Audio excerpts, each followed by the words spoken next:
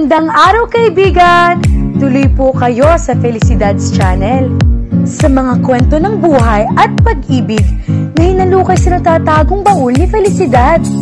Pero bago po tayo magpatuloy, huwag niyo pong kalilimutan na i-like ang video, i-subscribe ang channel, at i-click ang notification bell para lagi kayong updated sa mga parating pa na upload.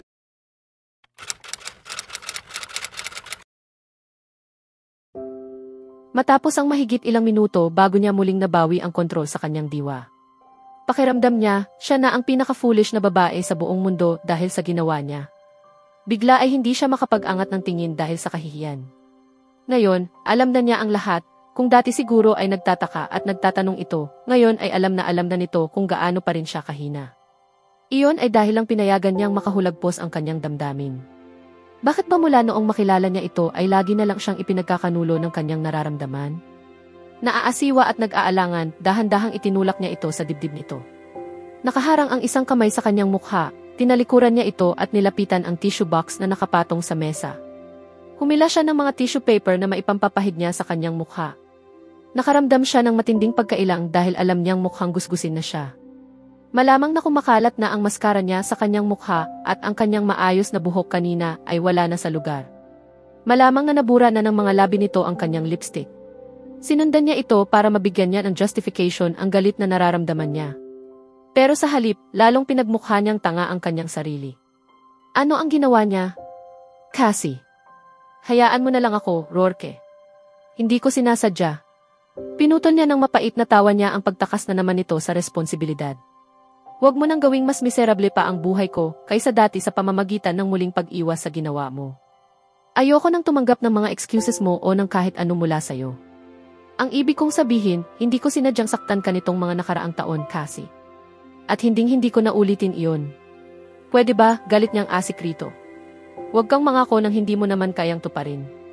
At iyon ang problema, hindi ba? Hindi ako makapagbigay ng kahit anong pangako, sabi nito sa tinig na puno ng sakit. Napapikit siya.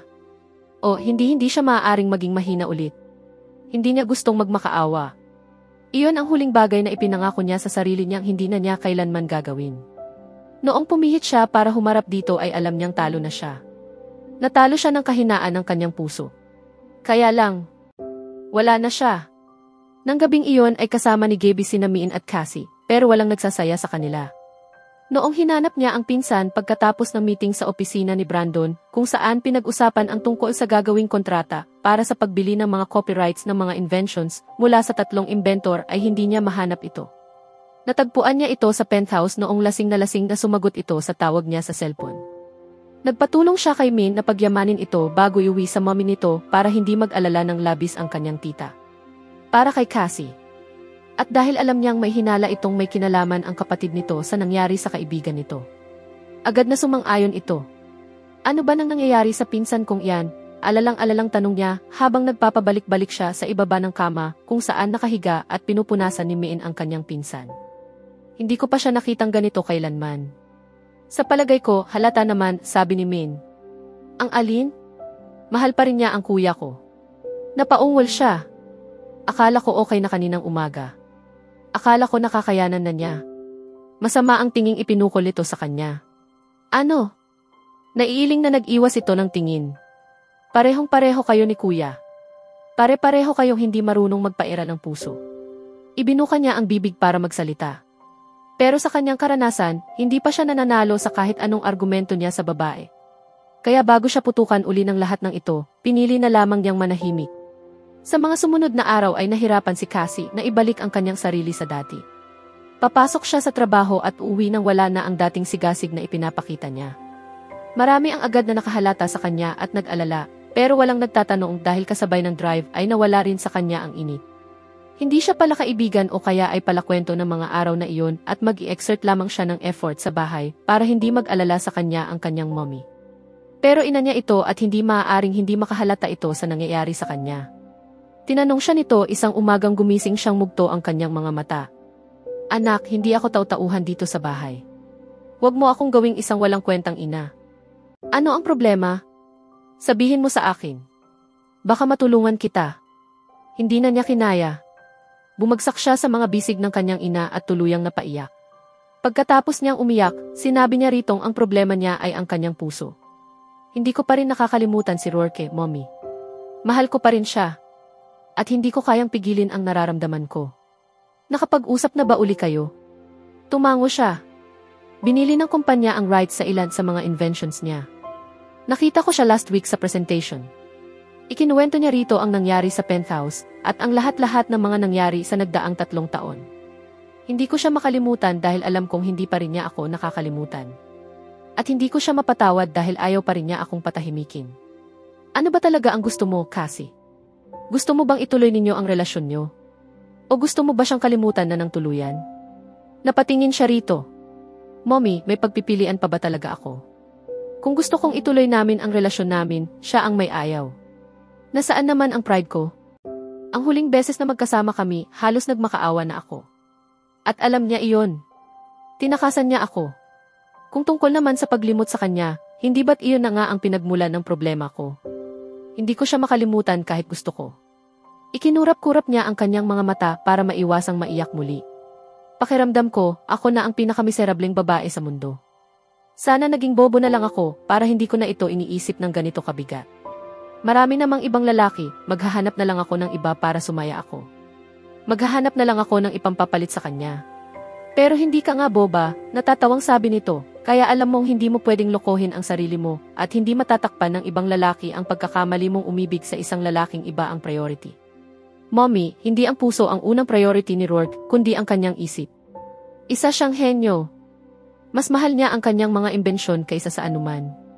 Talaga bang naniniwala ka dyan? Nagtataka siyang tumingin dito. Mommy, 3 taon akong naisantabi habang inuuna niya at binibigyan ng unang pagmamahal ang kanyang trabaho. Nakita mo siya kasama ang kanyang pamilya. Alam mo kung ano ang nangyari sa kanyang ina. Nakita mo kung anong klaseng mga imbensyon ang ginagawa niya. Sa tingin mo ba, isip lang ang nagtutulak kay Rourke para gawin ang lahat ng iyon? Mommy, kinakampihan mo ba ang lalaking umaapi sa iyong nag-iisang dalaga? Nalilitong tanong niya rito. Hindi niya maintindihan kung bakit ipinaunawa nito sa kanya ang isang bagay na 3 taon na ring pilit niya inuunawa pero hindi pa rin maintindihan. Marahang umiling ito. Hindi, Cassie. Pero may mas malalim pang kwento rito kaysa sa nakikita mo.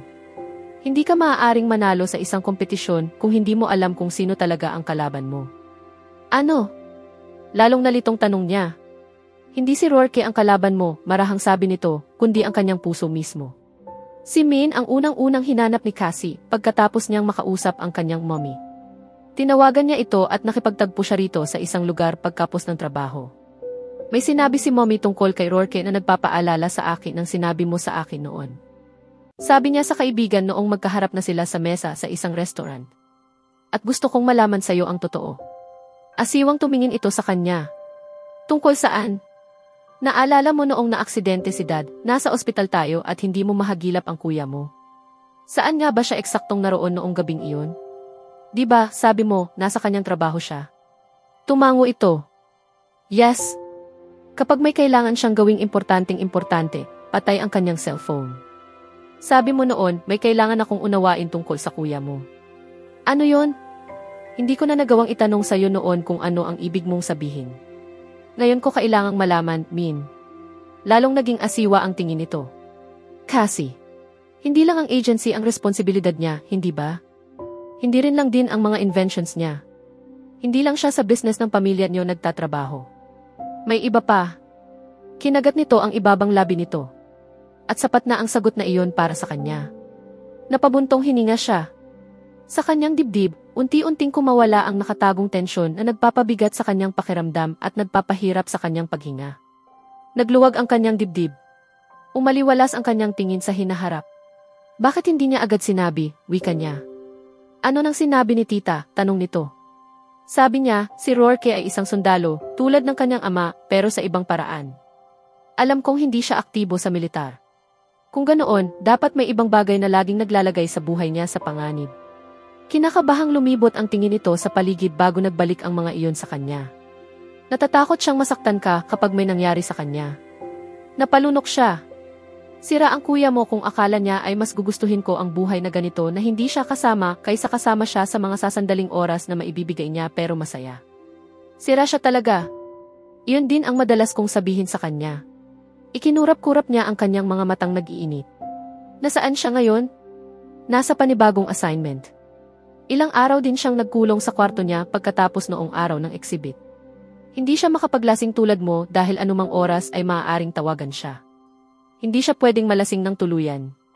Nakadama siya ng matinding pagnanasa na naroon siya sa alinmang bahay na uwian ng binata pagkatapos nitong gampanan ang kung anumang sikretong misyon na ginagawa nito para ipagluto, paliguan, alagaan at mahalin ito. Naalala niya ang mga gabing nahuhuli niya ang sasakyan nito sa labas ng bahay at alam niyang siya ang kailangan nito sa bawat sandaling kailangan nito ng pagkalinga ng isang nagmamahal. Nakadama siya ng ibang klase ng galit ng mga sandaling iyon para dito. Sira talaga ang Rourke na iyon. Paano nito nagawang matiis ang damdamin nito ng ganito katagal? Halos pinapatay na siya nito. Paano nito naisip na ito lamang ang may karapatang magdesisyon tungkol sa kanilang dalawa? Hindi ba at may karapatan din siyang pumili kung ano ang gagawin niya? Pipiliin niyang makasama siya sa lahat ng oras at walang pag-aalinlangan dahil mahal na mahal niya ito. Pwede bang sabihan mo ako kapag nakabalik na siya? Yes naman, sabi nitong walang kagatul-gatol. May relief sa nakangiting mukha nito ng mga sandaling iyon. Ikaw pa? Sabay silang tumawa. Haharapin ni Cassie si Rourke upang ipaglaban ang kanilang pagmamahalan mga ka-Felicidad, hindi na magpapadala sa takot o pag-aalinlangan. Ngunit sa pagbubunyag ng katotohanan tungkol sa tunay na buhay ni Rourke, isang matinding pagsubok ang maaaring humadlang sa kanilang muling pagsasama. Kaya abangan natin sa susunod na kabanata.